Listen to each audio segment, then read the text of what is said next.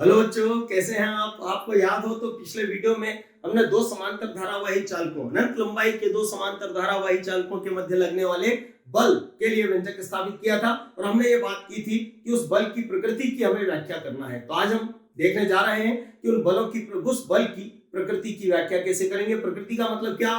तो बच्चों, बल की प्रकृति दो होती है, या तो आकर्षण या प्रतिकर्षण। तो हमें देखना है बच्चों की अनंत लंबाई के समांतर धारावाही चालकों के मध्य लगने वाला बल कब आकर्षण होगा और कब प्रतिकर्षण होगा। लेकिन उससे पहले बच्चों दो बातें याद रखिएगा। नंबर एक बात तो यह है कि जब भी चुंबकीय क्षेत्र की दिशा ज्ञात करना हो धारावाही चालक के कारण, तो दाएं हाथ की हथेली के नियम का उपयोग किया जाता है, और जब भी लॉरेंज बल की दिशा ज्ञात करना हो बच्चों, तो फ्लेमिंग के बाएं हाथ के नियम का उपयोग किया जाता है। याद रहेगी इतनी बात? ये दो बातें याद रखिएगा, ये दाएं हाथ की हथेली का नियम और ये फ्लेमिंग के बाएं हाथ का नियम, ठीक है। और याद रखिएगा, यदि दो बल यूं लग रहे हो, यूं मतलब एक दूसरे की तरफ लग रहे हो, अरे तो ये आकर्षण की प्रतिकर्षण, तो निश्चित रूप से ये आकर्षण है, ठीक है। तो यदि दो बल एक दूसरे की ओर लग रहे हो, अर्थात बल की प्रकृति आकर्षण, और यदि बल यूं लग रहे हो, ये दूर हटा रहे हैं, अर्थात बल की प्रकृति क्या होगी? प्रतिकर्षण, ठीक है बच्चों।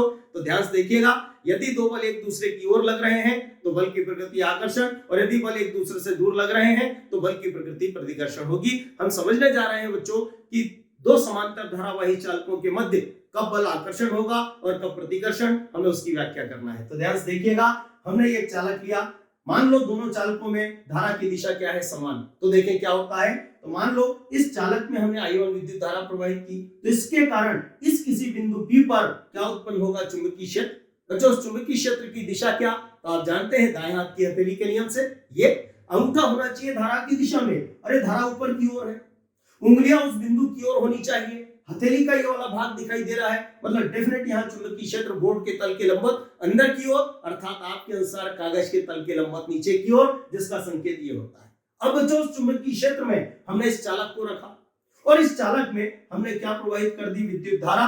मान लो कितनी है? I2। दोनों की दिशा समान होनी चाहिए स्थिति के अनुसार। तो जब आपने इसमें क्या प्रवाहित की? विद्युत धारा, तो डेफिनेटली इस चालक पर लगेगा लॉरेंज बल। बच्चों, लॉरेंज बल किस दिशा में लगेगा? अरे तो फ्लेमिंग के बाएं हाथ के नियम से। कैसे ज्ञात करेंगे? तो ध्यान से देखिएगा बच्चों, ये होना चाहिए चुंबकीय क्षेत्र की दिशा में। ध्यान समझिएगा, चुंबकीय क्षेत्र बोर्ड के तल के लंबवत अंदर की ओर है, तो ये अपनी सही दिशा में। अब ये किधर होना चाहिए? तो इस चालक में प्रवाहित हो रही विद्युत धारा की दिशा में। आप देखें, धारा नीचे से ऊपर है, ये नीचे से ऊपर, तो ये जो उंगली है ये ऊपर की ओर जानी चाहिए, ये गई। तो ध्यान से देखिएगा, ये अंगूठा किधर जा रहा है? इधर, अर्थात ये जो चालक है ये इस चालक की तरफ एक बल का अनुभव करेगा, ठीक है बच्चों। तो इस पर लगने वाला बल ये हो गया, ये हो गया। अब बच्चों ध्यान से देखिएगा, जब ये चालक है, इसमें आपने विद्युत धारा प्रवाहित की, तो यहाँ क्या उत्पन्न हुआ? चुंबकीय क्षेत्र। अरे तो ये भी तो चालक है, इसमें भी आपने क्या प्रवाहित की? विद्युत धारा। तो जब इसके कारण यहाँ चुंबकीय क्षेत्र उत्पन्न हो सकता है, तो इसके कारण यहाँ भी चुंबकीय क्षेत्र उत्पन्न हो सकता है। मान लो ये बिंदु Q है, तो इस चालक के कारण इस बिंदु Q पर उत्पन्न चुंबकीय क्षेत्र की तीव्रता को हम क्या माने बच्चों? V2। देखें इसकी दिशा क्या? तो आप जानते हैं बच्चों कि चुंबकीय क्षेत्र की दिशा दाएं हाथ की हथेली के नियम से। तो देखिएगा, ये धारा की दिशा में, धारा नीचे से ऊपर है, ठीक है, उंगलियां बिंदु की ओर है, हथेली का ये वाला भाग दिखाई दे रहा है, ये वाला भाग दिखाई दे रहा है, मतलब चुंबकीय क्षेत्र यूं मतलब बोर्ड के तल के लंबवत बाहर की ओर, मतलब आपके अनुसार कागज के तल के लंबवत ऊपर की ओर, जिसकी दिशा ये होती है बच्चों, ये इसका संकेत होता है। अब आप देखिएगा, जिस तरीके से चुंबकीय क्षेत्र में ये चालक रखा था, तो इस पर क्या लगा? लॉरेंज बल। अरे तो चुंबकीय क्षेत्र में ये चालक भी तो रखा है, तो इस पर भी लॉरेंज बल लगेगा। उसकी दिशा क्या? तो फ्लेमिंग के बाएं हाथ के नियम से, फ्लेमिंग के बाएं हाथ के नियम से। ये किधर होना चाहिए? चुंबकीय क्षेत्र की दिशा में। बच्चों, चुंबकीय क्षेत्र बोर्ड के तल के लंबवत बाहर की ओर, यूं है, ठीक है। ये किधर होना चाहिए? धारा की दिशा में। धारा किधर जा रही है? ऊपर, तो हाथ को यूं घुमाना पड़ेगा। अंगूठा किधर जा रहा है? उस चालक की तरफ, मतलब ये चालक इस चालक की तरफ एक बल का अनुभव करेगा। अरे इसका अर्थ क्या निकला? दोनों चालक एक दूसरे की ओर बल का अनुभव कर रहे हैं, अर्थात बल की प्रकृति क्या हो जाएगी? आकर्षण। तो याद रखिएगा, जब दो चालकों में धारा की दिशा कैसी हो? समान, तो उनके मध्य लगने वाले बल की प्रकृति आकर्षण होती है। अब बच्चों हम ये देखेंगे, यदि दोनों चालकों में धारा की दिशा परस्पर विपरीत हो, परस्पर विपरीत हो, तो क्या होगा? तो ध्यान से देखिएगा, समझते हैं इस पूरी प्रक्रिया को। बच्चों ये चालक है, इसमें हमने क्या प्रवाहित की? विद्युत धारा। तो इसके कारण यहाँ क्या उत्पन्न होगा? चुंबकीय क्षेत्र। मान लो तीव्रता कितनी है? V1। दाएं हाथ की हथेली के नियम से उसकी दिशा बोर्ड के तल के लंबवत अंदर की ओर, मतलब कागज के तल के लंबवत नीचे की ओर होगी। अब बच्चों इसमें हमने पहले धारा नीचे से ऊपर प्रवाहित की थी, अब की बार धारा की दिशा पलट देते हैं, धारा ऊपर से नीचे, और ये चालक चुंबकीय क्षेत्र में रखा है, इसके कारण उत्पन्न चुंबकीय क्षेत्र में रखा है, तो इस पर क्या लगेगा? लॉरेंज बल। बच्चों लॉरेंज बल देखें किधर लगेगा? तो फ्लेमिंग के बाएं हाथ के नियम से ये किधर होना चाहिए? चुंबकीय क्षेत्र की दिशा में। बच्चों ये किधर होना चाहिए? धारा की दिशा में। बच्चों जब दोनों चालकों में धारा की दिशा समान थी, तो इसमें धारा नीचे से ऊपर थी, तो उंगली को हम ऊपर की तरफ ले गए थे। अब की बार धारा नीचे की ओर है, हाथ को यूं घुमाना पड़ेगा। तो आप क्या देख रहे हैं बच्चों कि अंगूठा उधर जा रहा है, तो अब ये बल इधर नहीं उधर लगेगा।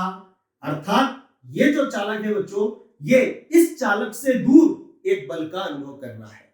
अब देखिएगा, जब इसमें हमने विद्युत धारा प्रवाहित की, तो इसके कारण यहाँ क्या उत्पन्न हुआ? चुंबकीय क्षेत्र। अरे तो इसमें भी तो विद्युत धारा प्रवाहित कर रहे हैं आप, तो इसके कारण भी यहाँ चुंबकीय क्षेत्र उत्पन्न होना चाहिए। देखिए उस चुंबकीय क्षेत्र की दिशा क्या?